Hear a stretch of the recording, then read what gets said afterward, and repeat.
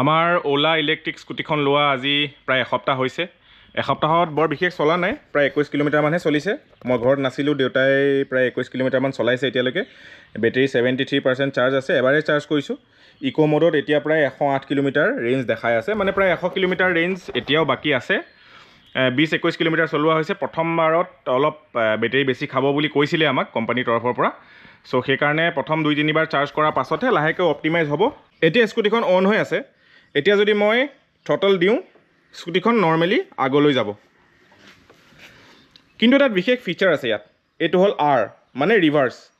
এতিয়া মই যদি ৰিভাৰ্ছ টিপি দিওঁ, ইয়াত ৰিভাৰ্ছ বুলি ওলাই গ'ল। এতিয়া যদি মই ব্ৰেক কৰিব বিচাৰোঁ, মই থ্ৰটল আগলৈ দিলে নহ'ব, পাছলৈ দিব লাগিব। পাছলৈ দিলে স্কুটিখন নিজে ব্ৰেকলৈ গৈ থাকিব, মই ভৰিৰে নেঠেলাকৈ। এইটো এটা বিশেষ ফিচাৰ আছে। আৰু বন্ধ কৰিবলৈ হ'লে Rটো আকৌ এবাৰ টিপি দিয়ক।